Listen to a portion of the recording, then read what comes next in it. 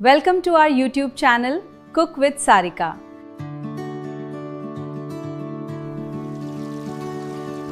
Let's start cooking.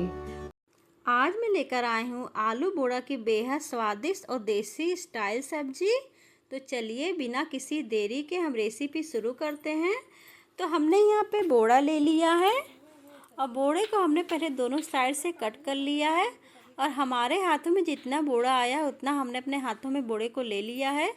अब इसको हम लंबा लंबा कट कर लेते हैं। बोड़े को हम बहुत छोटा छोटा पीस नहीं कट करेंगे, इसको हल्का सा लंबा लंबा ही कट करेंगे। और आप लोग बताइएगा कमेंट में मुझे ज़रूर कि आपके यहाँ बोड़े को क्या बोलते हैं। वैसे हमारे यहाँ तो बोड़ा ही बोलते हैं और इसको इंग्लिश में लॉन्ग बीन्स की भी सब्ज़ी बोलते हैं। और वैसे ये सब्ज़ी जितनी स्वादिष्ट बनती है उतने ही इसके फ़ायदे भी होते हैं। सेहत के लिए बहुत ही फ़ायदेमंद होते हैं। इसमें फाइबर, विटामिन और आयरन भी पाए जाते हैं। इसलिए हफ्ते में एक सब्ज़ी आप ज़रूर एक दिन बना के खाया कीजिए। ये सब्ज़ी हमारे सेहत के लिए बहुत ही फ़ायदेमंद होती है। और देखिए हमने सभी सब्ज़ी को अच्छे से कट कर लिया है। अब इसको एक बर्तन में हम ट्रांसफ़र कर लेते हैं। और यहाँ पे हमने 2 आलू ले लिया है और आलू से हम छिलके हटा देते हैं। आप चाहें तो ये सब्ज़ी बिना आलू के भी बना सकते हैं, लेकिन अगर आप ग्रेवी वाली सब्ज़ी बना रहे हैं तो आप आलू ज़रूर लीजिएगा। और आलू को हम बहुत पतला पतला कट नहीं करेंगे, आलू के हम मोटे मोटे ही पीस में कट करेंगे, क्योंकि ग्रेवी वाली सब्ज़ी में आलू को थोड़ा सा मोटा मोटा ही कट करते हैं। देखिए आलू को हम मोटा मोटा कट कर लिए हैं। अब ऐसे ही हम दूसरे आलू को भी मोटा मोटा कट कर लेंगे।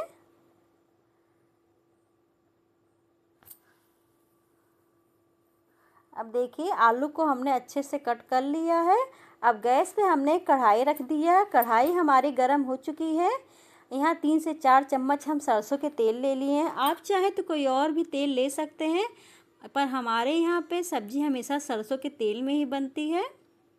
अब तेल हमारे गर्म हो चुके हैं। आलू बोड़े को अच्छे से हम 2 से 3 पानी धो लिए थे, इनमें से पानी हमने निकाल लिया है। अब इनको तेल में डाल के अच्छे से हम फ्राई कर लेते हैं। आप चाहे तो बिना फ्राई के भी बना सकते हैं, पर इसको हम फ्राई करके बना रहे हैं। और जब तक सब्ज़ी हमारी फ्राई हो रही है यहाँ पे हम कुछ मसाले तैयार कर लेते हैं। यहाँ पे हमने एक बड़ा कटा हुआ प्याज ले लिया। प्याज को हमने मोटे मोटे कट कर लिया है। 2 हरी मिर्च ले ली है और यहाँ 5 से 6 लहसुन की कलियाँ ले ली है। अब अदरक को छोटे छोटे पीस में हमने यहाँ पे कट कर लिया है। अब यहाँ पे हम 1 चम्मच जीरा ले लेते हैं और यहाँ पे 8 से 10 काली मिर्च ले लेते हैं और एक दालचीनी का टुकड़ा ले लेते हैं।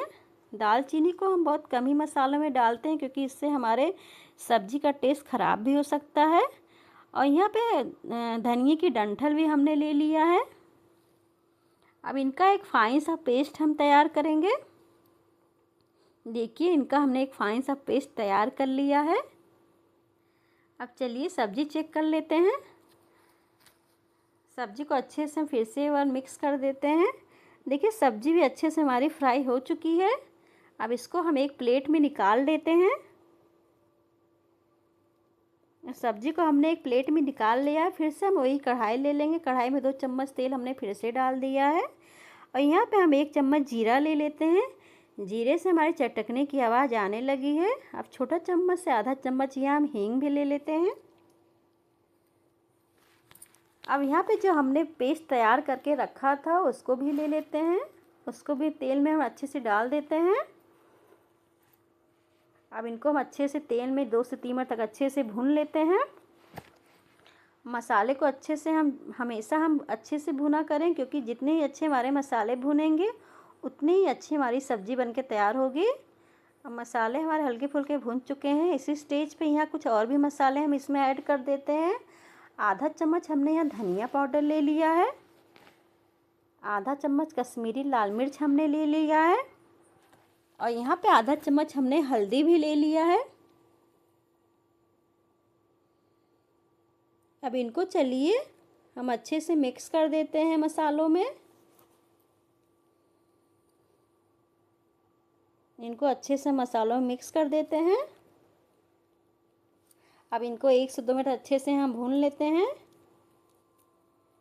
और यहाँ पे आधा चम्मच हम किचन किंग मसाला ले लिए हैं, उसको भी इसमें हम ऐड कर देते हैं। अब इसको भी अच्छे से मिक्स कर देते हैं मसालों में। अब देखिए मसाले हमारे अच्छे से पक चुके हैं। अब इसी स्टेज पे हम जो सब्ज़ी फ्राई करके रखे थे उसको भी इसमें डाल देते हैं। अब सब्ज़ी को भी अच्छे से हम मिक्स कर देते हैं। अब सब्ज़ी को ऐसे हम 2 से 3 मिनट तक मिक्स कर लेते हैं। सब्ज़ी को भी अच्छे से मसाले में भून लेते हैं। जितना ही अच्छे हम सब्ज़ी को मसाले में भून के तैयार करेंगे उतनी अच्छी सब्ज़ी हमारी बन के तैयार होगी।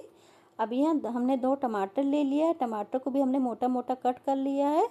अब टमाटर को भी डाल के अच्छे से सब्ज़ी में हम मिक्स कर देते हैं। टमाटर भी सब्ज़ी में अच्छे से मिक्स हो चुके हैं। यहाँ आधा चम्मच हमने नमक ले लिया है। नमक को भी अच्छे से हम डाल के सब्ज़ी में मिक्स कर देते हैं।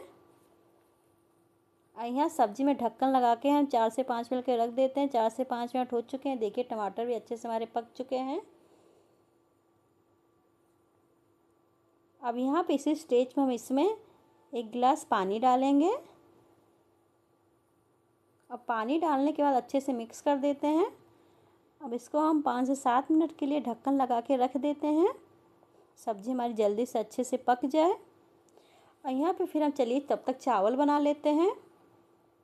हमने 1 गिलास चावल पहले से ही भिगा के रखा था। अब चावल को एक कुकर में हम ट्रांसफ़र कर लेते हैं। हमने यहाँ पे 1 गिलास चावल लिया था, इसमें 1.5 गिलास पानी हम डाल देते हैं।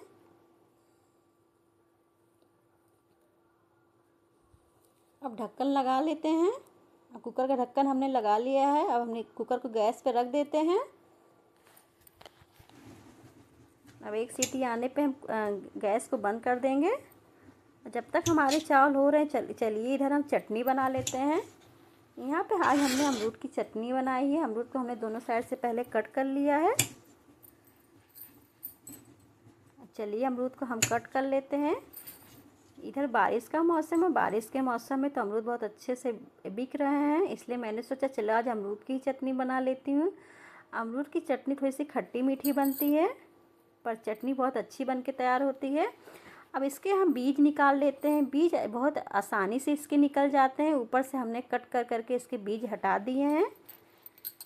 अब चलिए इसको हम एक मिक्सर जार में ट्रांसफ़र कर लेते हैं। अमरूद को हमने एक मिक्सर जार में ट्रांसफ़र कर लिया है। अब यहाँ पे हम हरी धनिया ले लेते हैं।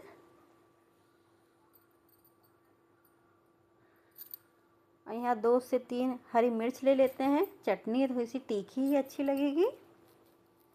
यहाँ 2 चम्मच हमने नींबू का रस ले लिया है।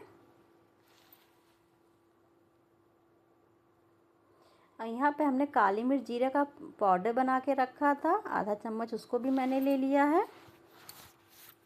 यहाँ पे आधा चम्मच हमने काला नमक ले लिया है। और यहाँ आधा चम्मच हम सफ़ेद नमक भी ले लेते हैं। अब हम अदरक भी कट करके रखा था छोटे छोटे पीस को, उसको भी हम ले लेते हैं। अब इनका एक फाइन सा पेस्ट हम तैयार कर लेते हैं। देखिए हमने एक फाइन सा पेस्ट का तैयार कर लिया है। इसको एक बाउल में हम निकाल लेंगे।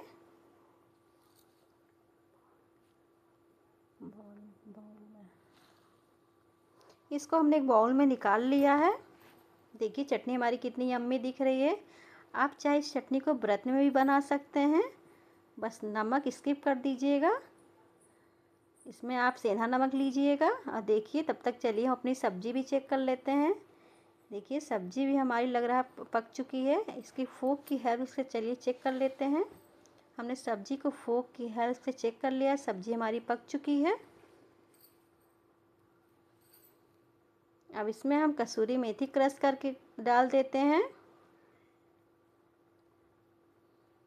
अब चलिए इधर हम रोटी बना लेते हैं। इधर हमने रोटी भी बना लिया है। चलिए हम सब्ज़ी को आपको सर्व करके दिखा देते हैं। देखिए सब्ज़ी हमारी देखने में कितनी अच्छी दिख रही है। सब्ज़ी हमारी बनके एकदम अच्छे से तैयार है। अब इसको ऊपर से हम धनिया की पत्ती डाल देते हैं। अब इसको गर्मा गर्म रोटी में हम घी लगा के सर्व करते हैं। इसको आप पराठा, नान, रोटी, चावल किसी की सब्ज़ी के साथ खा के एंजॉय कर सकते हैं। और चलिए हमने जो खाना बनाया था उसको भी सर्व करके आपको दिखा देते हैं। तो देखिए हमारे खाने आपको देखने में कैसे लग रहे हैं। अगर आपको मेरी ये रेसिपी अच्छी लगी हो तो मेरे चैनल को लाइक कीजिए, शेयर कीजिए एंड सब्सक्राइब कीजिए। बाय बाय दोस्तों।